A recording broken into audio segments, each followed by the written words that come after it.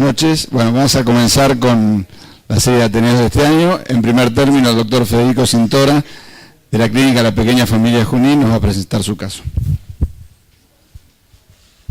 Bueno, muchísimas gracias por la invitación.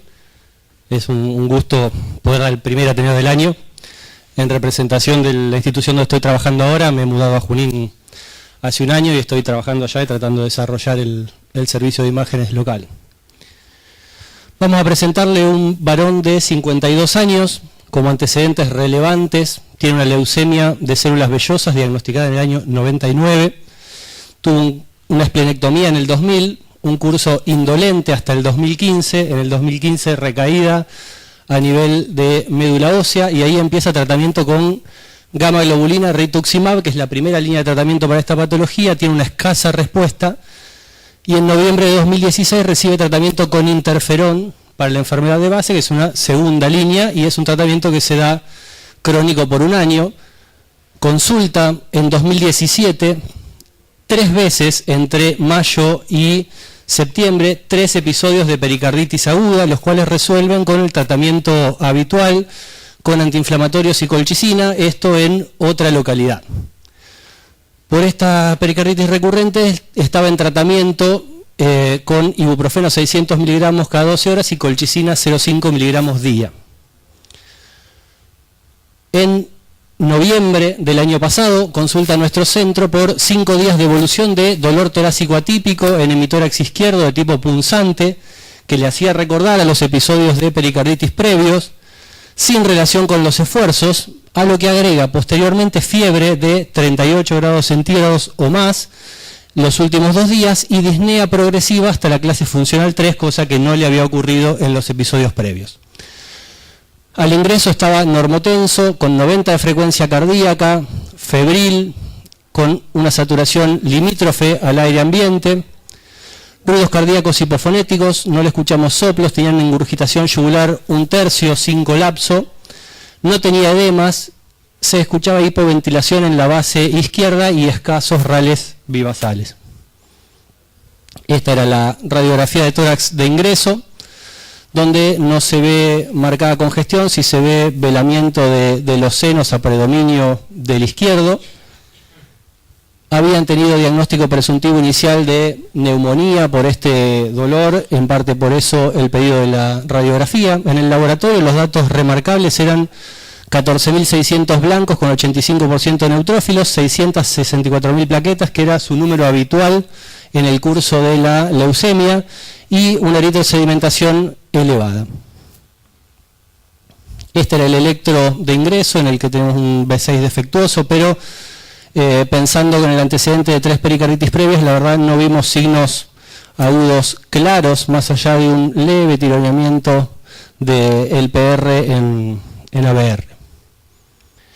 Teníamos una tomografía de tórax previa que se había hecho por estadificación de su leucemia justo un mes atrás y le hacen por la sospecha de neumonía una tomografía nueva al ingreso y vemos en cortes comparables el desarrollo de contenido en el saco pericárdico hipodenso que hizo pensar en derrame pericárdico, y en la base izquierda tiene derrame con atelectasia pasiva.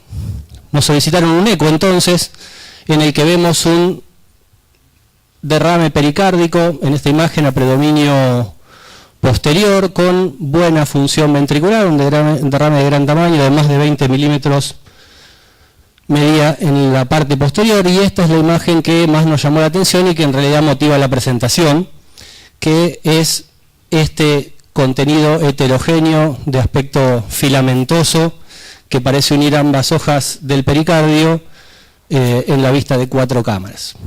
La función de los 2 ventrículos también parece ser normal y no hay colapso de cavidades, al menos en esta vista. Hacemos una vista de 2 cámaras y vemos también los mismos tractos de aspecto fibrinoso en la cara anterior, y en esta vista se vuelven a ver en la parte posterior los mismos tractos. No se ve colapso de cavidades para pensar en taponamiento. Este es un registro con respiración libre y mayor cantidad de ciclos, en el que se puede ver este movimiento asociado a la respiración, ahí lo vimos, que lo interpretamos como balanceo septal.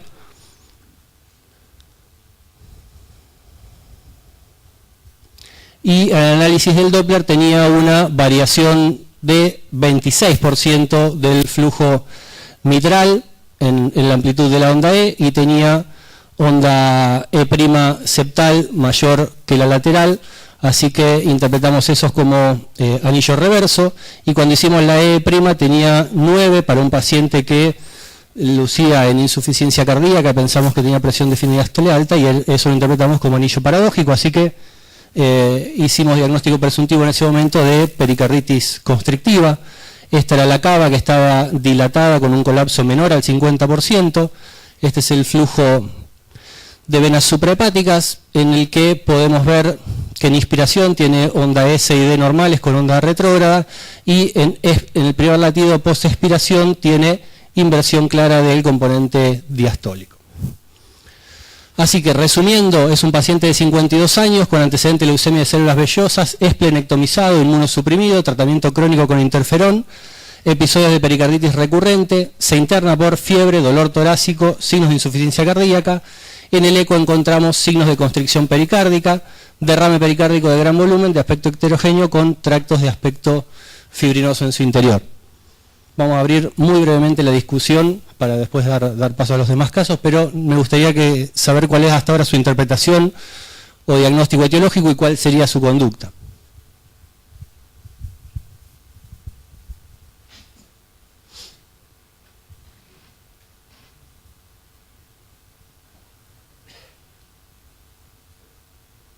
Bien.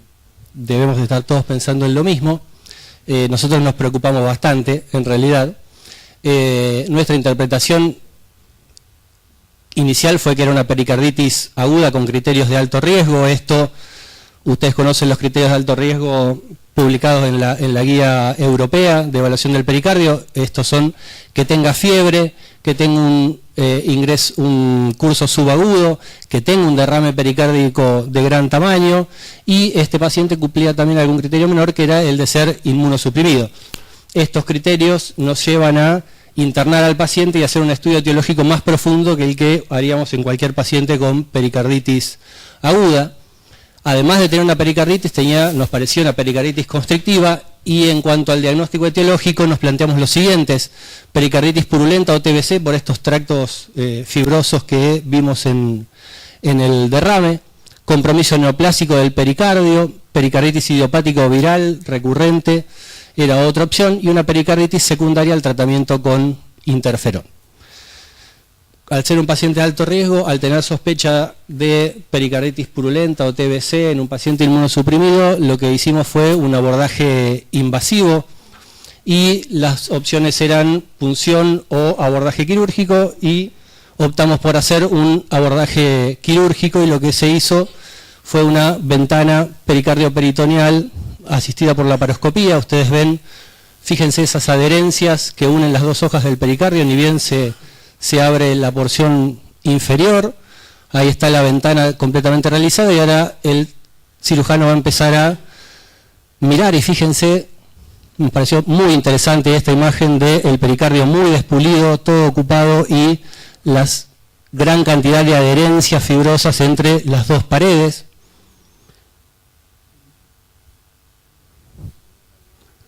Y estas son fotos, entonces queremos recalcar esto, la presencia de estas adherencias. El líquido era un líquido color ámbar parduzco, no parecía purulento.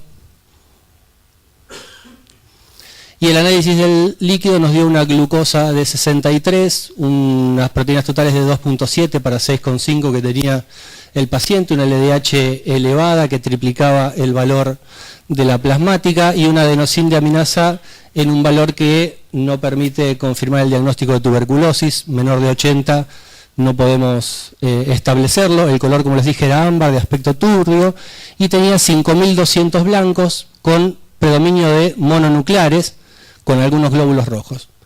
El análisis inmediato del líquido fue gram no bacterias, Sil-Nielsen no se observaron bacilos ácido alcohol resistentes, y en el cultivo dio negativo para gérmenes comunes y negativo para micobacterias. Esta es la anatomía patológica, que lo que nos mostró es necrosis superficial, un claro engrosamiento del pericardio, y todo esto que ustedes ven acá es un denso infiltrado inflamatorio de aspecto inespecífico, sin granulomas, sin indicación de alguna causa específica. Se hizo tratamiento con AINE, colchicina, aumentando la dosis que traía, y se agregó meprednisona 40 miligramos por día. La clínica fue resolución rápida de los síntomas. Este es un eco de control de menos de un mes, donde se ve clara disminución del líquido pericárdico, todavía se ve engrosamiento del pericardio, y no tenía ya signos de constricción, no tenía variación respiratoria y tenía colapso de la cava. También habían desaparecido los signos por Doppler tisular. Mensajes para llevar a casa de este caso: tenemos que tener presentes los criterios de alto riesgo al momento de evaluar una pericarditis aguda. Este paciente cumplía lo que dijimos de fiebre, inmunosupresión, derrame pericárdico de gran tamaño, un curso subagudo. Llamarles la atención sobre la aparición de constricción transitoria. Tenemos muy armado en la cabeza el cuadro de la pericarditis constrictiva de la TBC crónica con calcificación, pero cada vez más estamos viendo episodios de constricción transitoria que responden al tratamiento habitual. Después, pericardiocentesis o abordaje quirúrgico está indicado en la sospecha de pericarditis purulenta o tuberculosa, y les menciono como opción que está ganando terreno en la literatura la opción quirúrgica por sobre la pericardiocentesis, esto por tener más rédito diagnóstico y tener menos complicaciones, menos daño ventricular, básicamente porque uno entra viendo, y las dos opciones son por toracotomía o por la vía translaparoscópica y diafragmática, que es la que se usó en este caso, porque es la que el cirujano tenía más experiencia, el que teníamos a mano. Este grupo quirúrgico había publicado ya ventanas pericardioperitoneales en la década del 90, solo 2 años después de que lo describieran en Lancet los primeros autores, y tiene una serie de casos grandes. Y por último, la pericarditis recurrente como efecto adverso del tratamiento con interferón. Vamos a evitar hacer grandes revisiones teóricas, pero sepan que el interferón se asocia a episodios de pericarditis recurrente, como este caso de aspecto inespecífico, y lo están usando cada vez más para tratamiento de hepatitis C, melanoma y discrasias sanguíneas como leucemias mieloides o discrasias de la serie mieloide. Entonces, tenerlo en mente como una causa posible, que pensamos que es el diagnóstico final de nuestro paciente, una pericarditis recurrente con constricción transitoria asociada al uso de interferón. Muchas gracias.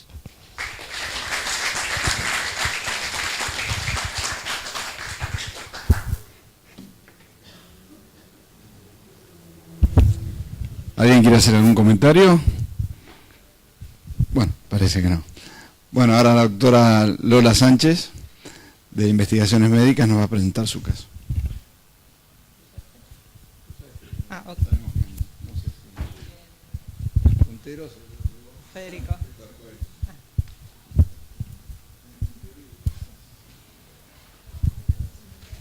Bueno, buenas noches. Después de Federico me da vergüenza porque, bueno, tengo que hacer una aclaración antes de empezar, antes de que vean la primera imagen. Es que no tenemos tomografía y resonancia en este paciente, así que para que no la pidan. Solo vamos a tener que conformarnos con las imágenes del eco y espero les guste. Es un paciente de 66 años, hipertenso, tabaquista, que venía en tratamiento con IECA y betabloqueantes, y nunca había visto un cardiólogo. En contexto de tener que hacerse un procedimiento urológico, le piden un riesgo quirúrgico y el cardiólogo lo deriva porque encuentra una secuela en el electro, en cara inferior, decía. No nos mandó el electro. Y este es el eco.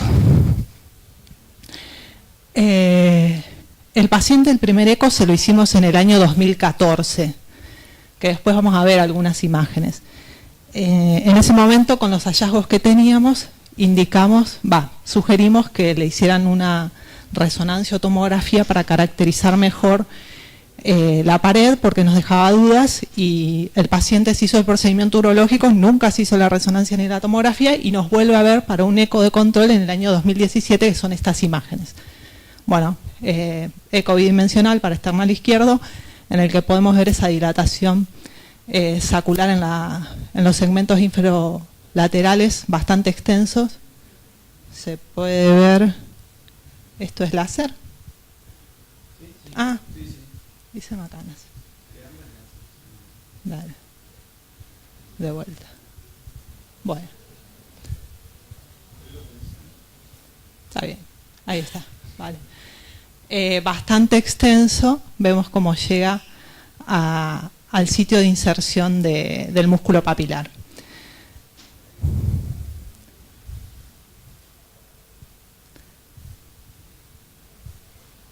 ¿Corren solo los videos? Ah, perdón. Bueno, un poquito más de foco sobre la imagen y para ver un poquito mejor la pared. Vamos a un eje corto a nivel de la base en la válvula mitral, y lo que ven arriba es el eje corto del año 2017 y abajo comparativo del año 2014, que es cuando se hace el primer eco. Bueno, lo mismo, vemos el saco con algunos segmentos disquinéticos, aquinesia, y el septum anterior gruesito, y luego pierde, se afina completamente, y ahí perdemos la posibilidad de ver si le faltan ecos o le falta pared, digamos, si está roto o no está roto. El señor venía completamente asintomático.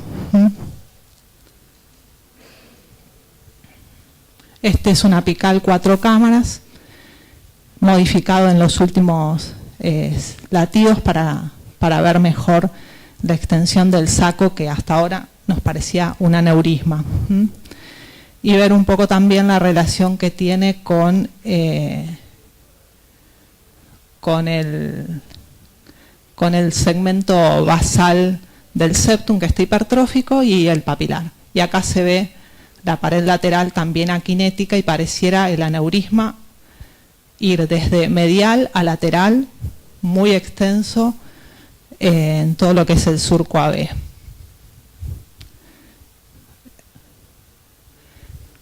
Como sabíamos que el paciente seguramente no se haga más estudios que este, intentamos mejorar la visión de la pared para ver definir si estaba roto o no estaba roto.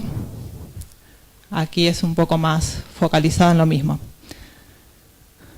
Un poquito más, ya nos fuimos haciendo la idea de, por lo menos es la idea que nos hicimos nosotros, por ahí no coinciden ustedes, es la forma en reloj de arena que había adquirido el ventrículo izquierdo, y cómo está ceñido ahí en la parte media, que es por el septum y el papilar, que es lo que limita a la zona del aneurisma. Esto es yendo bien hacia posterior para seguir la pared del saco. Un intento de 2 cámaras. Tiene segmentos en los que se pierde, tiene sombra y dropout, y se pierde un poco la continuidad de la pared.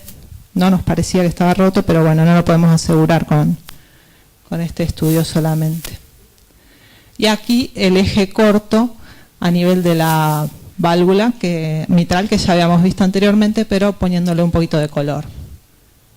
Bueno, no sé si alguien quiere opinar algo hasta acá o seguimos. Bueno, vemos un flujito ahí azul que entra al saco y otro rojo que sale.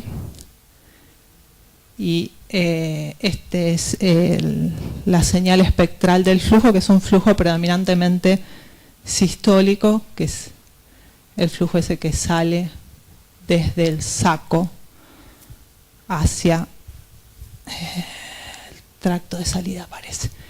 Esta es la misma imagen de hoy, pero poniéndole color para ver cómo se rellena el saco y la relación que tiene el saco con el tracto. Ahí vemos cómo se llena el saco y cómo pasa el flujo hacia el tracto de salida, que debajo del tracto está englobado por el saco también. Parece, ¿no? No sé si les parece lo mismo o opinan algo diferente. Una vista muy modificada para seguir mejorando la visión de la pared del saco. Y lo mismo, la relación que tiene con el papilar y la rodilla septal ahí, que está bastante hipertrófica. Bueno, esta es la imagen más sugestiva que encontré del análisis de este caso. Bueno, esta es una pileta de aguas infinitas en la que esto podría ser el saco, aquí el septum, aquí el papilar lateral, ciñendo, digamos, lo que le queda al ventrículo, que es eso que ven ahí en el infinito. Linda carta de presentación para el cirujano sería esta, sí. No tanto 3D, tomo, rezo, porque no se la va a hacer el paciente. Es poco colaborador. No sé si quieren hacer algún análisis antes de pasar a las siguientes imágenes. Si les parece que tiene más aspecto de aneurisma, de pseudoaneurisma. No sé si alguien quiere opinar. Sí, Ariel. Perdón, serología para Chagas negativo. Y a esta altura lo que se agregó al beta bloqueante y demás es acenocumarol. Y ningún otro estudio tiene. Así que, no sé, si quieren. Absolutamente, sí, absolutamente asintomático. El señor trabaja en oficinas, sube alguna escalera, no se queja de nada. Así que no sé si les parece. Sí, Ariel.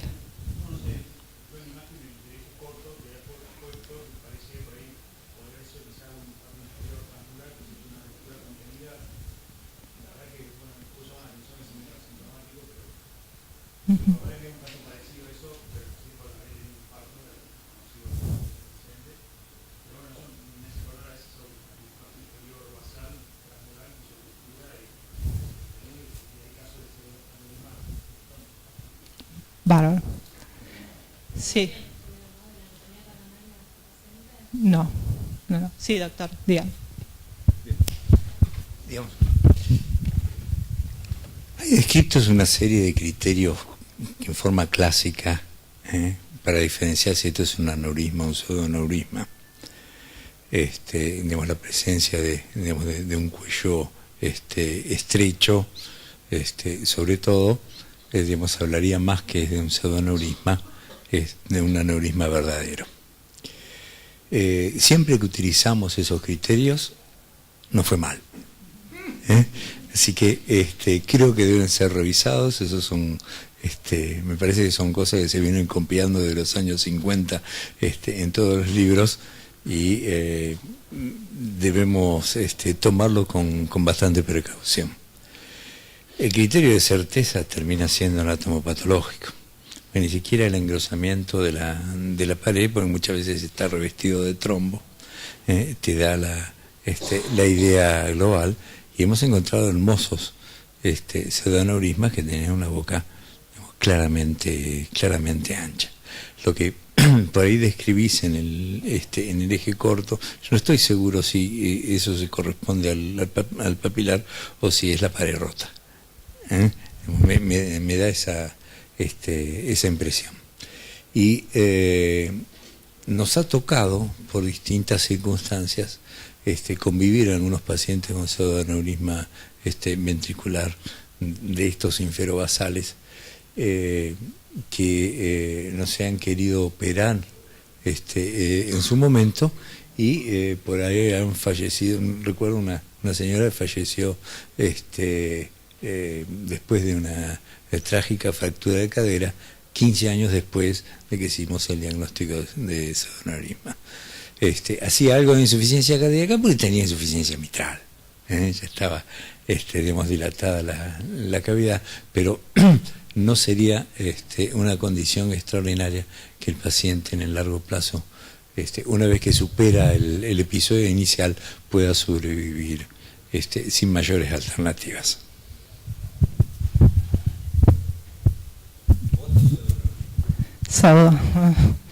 Bueno, perfecto. Sí, después voy a mostrar las imágenes de 2014 y vamos a ver cómo se expandió este saco y que por ahí no sé si es compatible con pseudoaneurisma esa expansión y que no haya pasado lo peor. Y por otro lado, el paciente desde el 2014 está anticoagulado. También voy a mostrar los trombos que tenía en la pared que desaparecieron y que por ahí también ayuda a pensar que si le sacamos los trombos que por ahí estaban tapando y conteniendo, sea más un saco aneurismático. Pero bueno, no tenemos la respuesta, así que no es categórico. Aquí en el triplanar, esto lo hicimos porque generaba duda en los ejes cortos si lo que veíamos...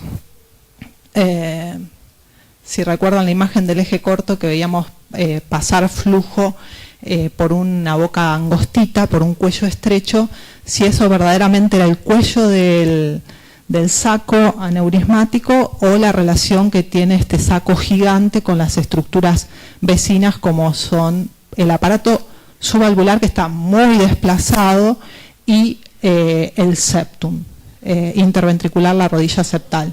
Entonces lo que hicimos fue generar en el triplanar dos cortes, un poquito, este es el blanco, el plano blanco sería una especie de un corte sagital oblicuo, dejando fuera la válvula aórtica y para ver la relación que tiene el saco con, como les decía, es el subvalvular y el septum, y esto nos parece que no es la boca angosta, sino que es parte del tracto de salida del ventrículo izquierdo. Y también hicimos lo mismo con el axial un poquito oblicuo, le pasamos por el centro al saco y vimos la misma relación y nos queda bastante más claro que esto no es la boca, sino que es una pseudo boca o un pseudo cuello que nos da la impresión de que es angosto y no es más que la relación que tiene el saco con las estructuras vecinas. Bueno, podemos seguir un poquito con mejor resolución la pared. Y a eso le pusimos color, a estos cortes, y bueno, nos convenció un poco más de que se trata ese flujo que veíamos que salía del saco, es el flujo que va a ir al tracto de salida, que está muy en las digamos muy en contacto con el saco, que es muy amplio. Bueno, con mucha dificultad desde el transtorácico, obvio, desde una adquisición de un 3D hicimos un multislice y bueno, siempre con la intención de seguir mejor la pared y ver si en algún punto la vemos, digamos, groseramente rota. No se puede descartar, ¿no?, que haya una ruptura en alguno de estos puntos, pero bueno. Por ahí aquí, que era donde veíamos inicialmente desde el bidimensional, no pareciera que la pared esté, digamos, rota en este punto, que era que nos quedaba dudas en el bidimensional. Pero bueno, todo es objetable. Bueno, esto es algo más. Aquí la medición que hacemos desde el transtorácico, donde nos pudimos alinear mejor en forma perpendicular es en el paraesternal izquierdo y mide 55 por 53, pero después vamos a ver que esa no es la medida real del aneurisma. Esta es una vista muy modificada, son 4 cámaras, pero insonando muy oblicuo de cefálico a caudal, y esto puede estar sobreestimado, da 68 por 64. Y lo que hicimos fue generar cortes desde el volumen que teníamos 3D para alinearnos mejor y poder tomar las medidas. Este es sagital, el plano amarillo, cefálico caudal mide 64 milímetros, y este es el plano verde transverso y de medial a lateral mide 63. Así que esa es más o menos la medida real del aneurisma, 63 por 64 milímetros. No se parece en nada al 50 y algo que nos daba en el bidimensional. Como sabemos que este paciente no se va a hacer más que este estudio, nos sentamos a ver si le podíamos pedir un poco más a la máquina y lo que hicimos es desde la adquisición 3D del saco exclusivamente, hacer un cálculo de volumen. Y la verdad que lo siguió bastante bien a los bordes. Todo esto es el saco, en los distintos planos, y parece tener un buen seguimiento, con lo cual nos daba bastante tranquilidad de que podemos aproximarnos más al volumen del saco. Esto es en diástole y esto es lo que es la reconstrucción volumétrica. Aquí lo que ven en chiquitito ahí es el volume rendering y aquí es el seguimiento de los bordes en los distintos planos. Al fin de la diástole mide, esto es solo el saco, excluido el saco, mide 145 mililitros. Y tenemos, gracias al doctor Darú, porque lo adquirió él en el 2014, sí, gracias doctor, se entera acá, buscando en el archivo tenía una muy buena imagen 3D para comparar volúmenes. Así que eso fue lo que hicimos y ya no molesto más con este caso. Y esta es la imagen en la reconstrucción volumétrica del año 2014, ¿sí? Como pueden ver, los volúmenes son bastante diferentes. Lo que decía inicialmente, de 112 mililitros pasó a casi 50 mililitros. Los bordes están bien seguidos y bueno, este es el volume render que ven ahí chiquitito. Así que bueno, esta es la comparación, volúmenes del año 2014 y cómo se expandió terriblemente. Y esto lo saqué del archivo del 2014 para que vean lo que les había prometido, es mostrarle el trombo. El trombo que hoy ya no tiene trombo, ¿sí? Está tapizado, eliminamos el trombo, no se rompió, pero se expandió mucho. Y bueno, a decir verdad, faltan estudios, tanto para estudiar la etiología, como decía Ariel, solo tenemos chagas. Habría que hacer diagnóstico diferencial con sarcoidosis, no sé si la evolución lo permite, pero no está estudiado ni para sarcoidosis, ni tampoco tiene una angiografía coronaria para descartar enfermedad coronaria. Así que bueno, eso es todo. Esto es nada, es publicaciones. No sé si... Yo hace un par de años presenté un caso que no era tan exagerado el aneurisma, pero venía con una primera serología de Chagas negativo. Tenía factor de riesgo coronario, pero no tenía isquemia, y le hice una angiotomografía que fue totalmente normal, le repetí la serología y fue positiva. Lo que pasa es que además venía de zona endémica, tenía con qué hacer su Chagas. No era tan marcado, pero bueno, muy adelgazado, y lo seguí a lo largo de los años, se sigue expandiendo paulatinamente, pero muy poco. Imposible de resecar porque compromete casi todo el hemianillo posterior, muy complejo. Pero bueno, me hizo acordar a esto, pero esto tiene más pinta de algo coronario.